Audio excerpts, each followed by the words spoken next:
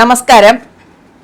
ഞാൻ ഇന്ന് ഒരു പൊരുത്ത പരിശോധനയുടെ ഒരു ദുഃഖഫലം ഒരു മാതാവിൻ്റെ അനുഭവത്തിൽ വന്ന് എന്നുള്ളത് ഞാൻ ഒരുപാട് ആൾക്കാരുടെ വീഡിയോസ് ഞാൻ ഇതേപോലെ ടെലികാസ്റ്റ് ചെയ്തിട്ടുണ്ട്. പൊരുത്ത പരിശോധനയുടെ രീതികളുടെ അശാസ്ത്രീയ വശങ്ങളെക്കുറിച്ച് പറഞ്ഞുകൊണ്ട് തന്നെ. പിന്നെ ഞാൻ അതേപോലെ തന്നെ ജ്യോതിഷം നോക്കാൻ അറിയത്തില്ല എങ്കിൽ, ജ്യോതിശാസ്ത്രം ശാസ്ത്രീയമായിട്ട് പഠിച്ചിട്ടില്ലെങ്കിൽ അല്പ ജ്യോതിഷം കൊണ്ട് ഇതേപോലുള്ള നിലവാരം കുറഞ്ഞ പ്രവർത്തികൾ ചെയ്യുന്നവരെ ഞാൻ വിമർശിച്ചിട്ടുമുണ്ട്. അത് കേട്ടിട്ട് പല ആദർശവാദികളും ജ്യോതിഷികളെ വിമർശിക്കുന്ന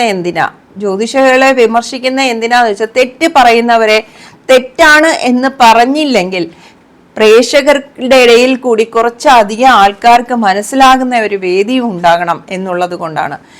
അങ്ങനെ കുറെ ആദർശകവാദികളുണ്ട്, വളരെ ന്യായീകരണമായിട്ട് വരുന്ന ആൾക്കാർ. അവർക്കും കൂടിയുള്ള ബോധം ഉണ്ടാകട്ടെ. തെറ്റ് ചെയ്യുന്ന പറഞ്ഞു കൊടുത്ത് ജനങ്ങളെ വഞ്ചിക്കാതിരിക്കുക, ജ്യോതിഷത്തിൻ്റെ ഒരു മാർഗം അതിനുവേണ്ടി ഉപയോഗിക്കാതിരിക്കുക, തെറ്റ് പറയാനായിട്ട് ഉപയോഗിക്കാതിരിക്കുക. ഇതാണ് എനിക്ക് പറയാനുള്ളത്. കാരണം എൻ്റെ ഗുരുനാഥൻ അത്തരത്തിലുള്ള അശാസ്ത്രീയമായ ഈ സമ്പ്രദായത്തിനെ ഉന്മൂലനം ചെയ്യാൻ വേണ്ടിയിട്ട് ഒരു പ്രസ്ഥാനം തന്നെ ആരംഭിച്ച ഒരു വ്യക്തിയാണ്. അദ്ദേഹത്തിൻ്റെ ആ ഒരു ഫോളോവറായിട്ട് എനിക്ക് അല്പമെങ്കിലും എനിക്ക് എത്തിച്ചേരണം എന്നുള്ള ആഗ്രഹം എനിക്കുണ്ട്.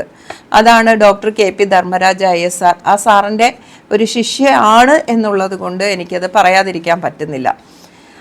29/9/93 9:51 AM ജനിച്ച ഒരു പെൺകുട്ടിയുടെ ഗ്രാനിലയാണ്.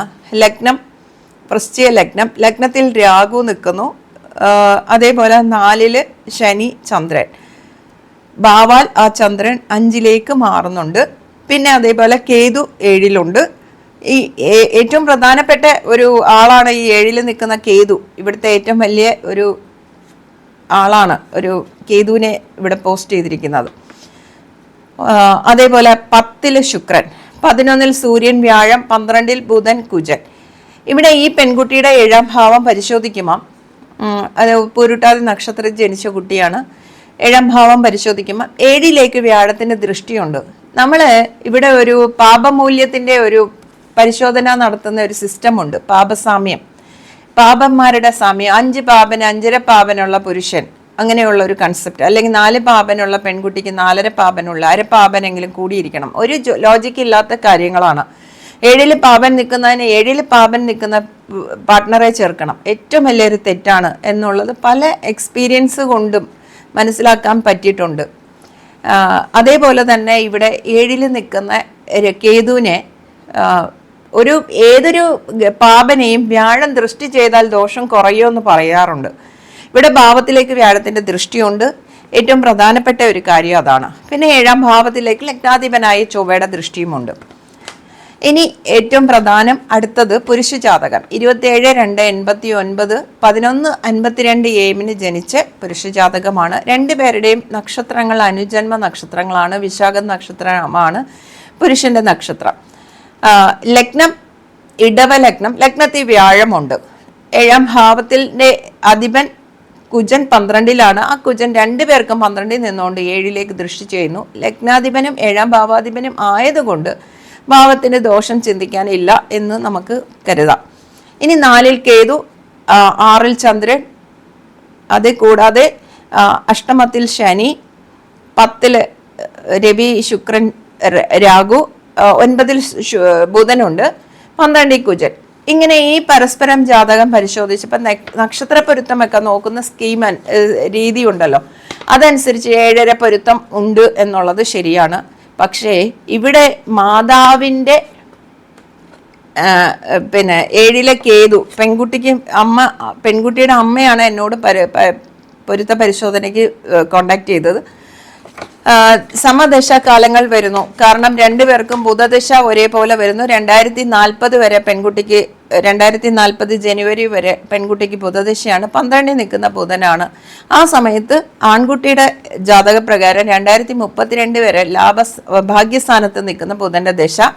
പിന്നെ അത് കഴിഞ്ഞ് ഇഷ്ടസ്ഥിതിയിൽ തന്നെ നിൽക്കുന്ന കേതു സൂര്യന്റെ രാശിയിൽ നിൽക്കുന്നു. സൂര്യൻ ദിഗ്ബലത്തോടു കൂടി നിൽക്കുന്നു. അത് ദോഷമില്ല 39 വരെ. അത് കഴിഞ്ഞു വരുന്ന ശുക്രദശ ഏറ്റവും നല്ല സ്ഥലത്ത് 10 നിൽക്കുന്നു ആൺകുട്ടിക്ക്. പിന്നെ സൂര്യനും 10 നിൽക്കുന്നു. ആ സമയത്ത് പെൺകുട്ടിക്ക് ബുധദശ കഴിഞ്ഞ് കേതുവായാലും ശുക്രനായാലും ഇഷ്ടസ്ഥിതിയിൽ തന്നെ നിൽക്കുന്നു. പരസ്പരം സമദശാകാലം വരുന്നെങ്കിലും ദശാനാഥന്മാർ ഇഷ്ടസ്ഥിതിയിലായതുകൊണ്ട് ദോഷമില്ല. അങ്ങനെയുള്ള ഗ്രഹനില കണ്ട് പരിശോധനയെല്ലാം കഴിഞ്ഞ് ഈ ആൺകുട്ടിയുടെ യഥാർത്ഥത്തിൽ 2 പേർക്കും അത്യാവശ്യം നല്ല പ്രായമുണ്ട്. 93 പെൺകുട്ടിയാണ്, ആൺകുട്ടിക്ക് 89 ആൺകുട്ടിയാണ്. ആൺകുട്ടിയുടെ മാതാവ് ഒരു ജ്യോത്സ്യനെ സമീപിച്ചു, പൊരുത്തം പരിശോധിക്കാൻ നോക്കിയപ്പം ജ്യോത്സ്യൻ പറഞ്ഞു കൊടുത്ത ഒരു ഡയലോഗുണ്ട്. പെൺകുട്ടിയുടെ ജാതകത്തിൽ 7 കേതു നിൽക്കുന്നു. ആ കേതു 7 നിൽക്കുന്നത് ദോഷമാണ്. ആ ദോഷം എന്താണ് എന്ന് വെച്ചാൽ ഭർത്താവ് മരിച്ചു പോകും. 2 വർഷം കഴിയുമ്പം ഭർത്താവ് മരിക്കാനുള്ള യോഗമുണ്ട്. ഈ 2 വർഷം ഇയാൾക്ക് എങ്ങനെ കാൽക്കുലേറ്റ് ചെയ്യാൻ പറ്റിയെന്നുള്ളത് എനിക്കറിയത്തില്ല.